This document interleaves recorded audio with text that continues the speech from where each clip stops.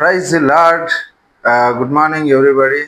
సర్వశక్తి కలిగిన యేసు నామంలో మీకు అందరికి వందనాలు. ఈరోజు లాస్ట్ వీక్ సండే మనం దేవుడి వాక్యం యొక్క rightly dividing and wrongly dividing and doctrines of devils and మనుషుల యొక్క పారంపర్య ఆచారములు ఏ విధంగా దేవుడి యొక్క వాక్యాన్ని శక్తిహీనంగా, అంటే శక్తి కలిగిన దేవుడి వాక్యాన్ని సైతం ఎఫెక్ట్ లేకుండా చేస్తున్నాయో, అంటే మన బిలీవ్స్, మన యొక్క నమ్మకాలు అనేటివి ఏ విధంగా దాన్ని ఎఫెక్ట్ చేస్తున్నాయి అనే దాని గురించి మనం మాట్లాడి ఉన్నాం. ఈరోజు దేవుడి వాక్యం అనేది మనకు ది ఫైనల్ డెస్టినీ, తుది గమ్యం. అంటే దేవుడి వాక్యమే మనకు గమ్యం. The word is truth.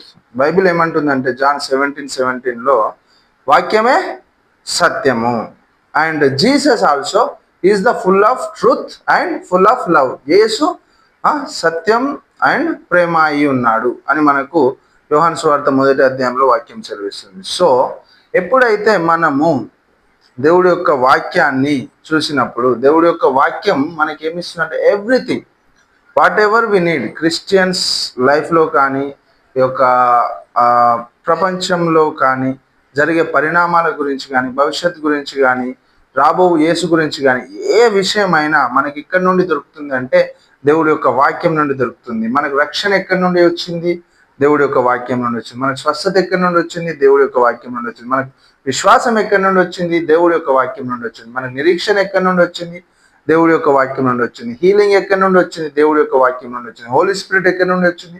దేవుడి యొక్క వాక్యం నుండి వచ్చింది. వాట్ ఎవర్ వి నీడ్, మనకు ఏదైతే కావాల్సి ఉందో ప్రతిదీ మనకు ఎక్కడ లభిస్తుంది? దేవుడి యొక్క వాక్యం. మనకు డెలివరెన్స్ ఎక్కడి నుండి వచ్చింది?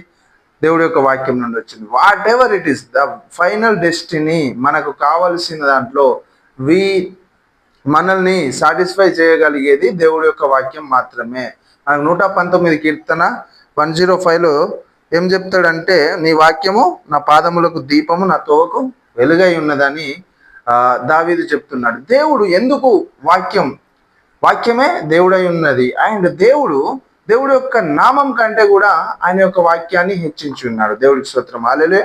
సో మనం చూసినట్టయితే వాక్యంలో దేవుడి యొక్క నామాన్నే చాలా హైలైట్ చేసి ఉన్నాడు. ఫిలిప్పీలకు రాసిన పత్రిక 2:9-11 మనం చూస్తే, అందుచేతను పరలోకమందున్న వారిలో కానీ, భూమి మీద ఉన్న వారిలో కానీ, భూమి కింద ఉన్న వారిలో కానీ ప్రతి వాని మోకాలును యేసు నామమున వంగునట్లును, ప్రతి వాని నాలుకయు తండ్రి అయిన దేవుని మహిమార్థమై యేసుక్రీస్తు ప్రభు అని ఒప్పుకొనున్నట్లును దేవుడు ఆయనను అధికముగా హెచ్చించి ప్రతి నామమునకు పైనామమును ఆయనకు అనుగ్రహించను. దేవుడికి స్తోత్రం, హల్లెలూయా. సో దేవుడు ఏం చేసి ఉన్నాడంటే, భూమి మీద ఉన్న వాటినైనాను, కింద ఉన్న వాటినైనాను, పరలోకమందు ఉన్న వాటిని అయినాను, అన్నింటికంటే అత్యధికముగా యేసయ్య నామంను దేవుడు హెచ్చించినట్టుగా మనకు వాక్యం సెలవిస్తుంది. దేవుడికి స్తోత్రం, హల్లెలూయా.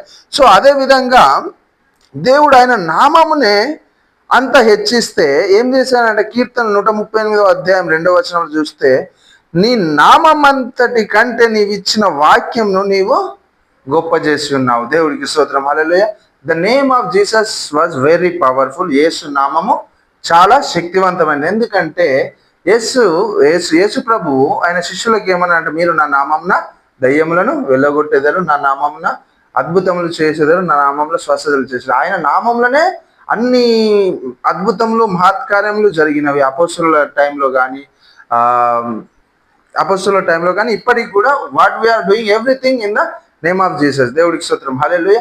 అట్లాంటిది ఆయన నామమే పరలోకమందు ఉన్న వాటికంటే, భూమి మీద ఉన్న వాటికంటే, భూమి కింద ఉన్న వాటి అన్నింటికంటే కూడా ఆయన నామం గొప్పదైనప్పుడు, ఆయన నామం కంటే కూడా ఎక్కువగా దేవుడు ఆయన యొక్క వాక్యాన్ని హెచ్చించినట్టుగా మనకు కీర్తనల గ్రంథం 138 2వ అధ్యాయంలో దేవుడి వాక్యం సెలవిస్తుంది. దేవుడికి స్తోత్రం, hallelujah. So the final destiny అనేది మనకు, సర్వసత్యం అనేది ఏంటి అంటే వాక్యం. పరిశుద్ధాత్మ వచ్చినప్పుడు మనల్ని ఏం చేస్తాడు? సర్వసత్యంలోనికి మనల్ని నడిపిస్తాడు. దేవుడికి స్తోత్రం, హల్లెలూయా. పరిశుద్ధాత్మ వచ్చినప్పుడు మనకి ఇది ఎందులో ఉంటుందంటే, జాన్ 16:13 ఉన్నది. అనగా సత్యస్వరూపి అయిన ఆత్మ వచ్చినప్పుడు మిమ్మల్ని సర్వసత్యంలోనికి నడిపించును. ఆయన తనంతట తానే ఏమీ బోధింపక వేటిని వినును వాటిని బోధించి సంభవింపబో సంగతులను మీకు తెలియజేయను. దేవునికి స్తోత్రం, హల్లెలూయా. ఆయన పరిశుద్ధాత్మ వచ్చినప్పుడు మనల్ని సర్వసత్యంలోనికి ఆయన నడిపించినప్పుడు ఈ సర్వసత్యం మనల్ని ఏం చేస్తుంది అంటే స్వతంత్రులుగా చేస్తుంది. దేవుడికి స్తోత్రం. హల్లెలూయా. యోహాను సువార్త 8:32 చూసినట్టయితే, అప్పుడు సత్యం మిమ్మల్ని స్వతంత్రులుగా చేయనని చెప్పగా, and you shall know the truth and the truth shall make you free. మనల్ని సర్వసత్యంలోనికి పరిశుద్ధాత్మ నడిపించినప్పుడు మనకు విడుదల కలిగించేది కానీ, మనకు ఫ్రీడమ్ ఇచ్చేది కానీ, మనల్ని ఫ్రీ చేసేది కానీ, everything is the word of God. ఆ సత్యమే మనల్ని స్వతంత్రులుగా చేయను. దేవుడికి స్తోత్రం. Hallelujah. So what I want to say, నేనేం చెప్పాలనుకున్నా అంటే, మన క్రైస్తవ జీవితంలో మనము వాక్యాన్ని పూర్తిగా నమ్మాలి. దేవుడికి స్తోత్రం. హల్లెలూయా. వాక్యాన్ని చాలా మంది ఈరోజు క్రైస్తవులు ఏమంటారంటే, మేము వాక్యాన్ని నమ్ముతామండి, మేము ఫండమెంటల్ అండి, మేము ఈ డినామినేషన్ అండి, ఆ డినామినేషన్ అండి, మేము వాక్యాన్ని చాలా స్ట్రాంగ్గా నమ్ముతామని అందరు క్రైస్తవులు చెప్తుంటారు. కానీ స్వస్థత వచ్చే వరకు అది ఒక్కటి మేము నమ్మమండి. పరిశుద్ధాత్మ గురించి బోధ వచ్చే వరకు అది మేము నమ్మమండి. ప్రాఫసీస్ అండ్ టంగ్స్ గురించి వచ్చే వరకు అది మేము నమ్మమండి. అంటే అది everything was in the word of God. దేవుడి స్తోత్రం. హల్లెలూయా. దేవుడి వాక్యమే సత్యమైనప్పుడు, ఈ సత్యం మనల్ని స్వతంత్రులుగా చేసినప్పుడు, దేవుడి నామం కంటే ఎక్కువగా దేవుడి వాక్యాన్ని హెచ్చించినప్పుడు, దేవుడి యొక్క సత్యాన్ని సగం సగం నమ్మడం కాదు ప్రియ సహోదరుడ సహోదరుడు.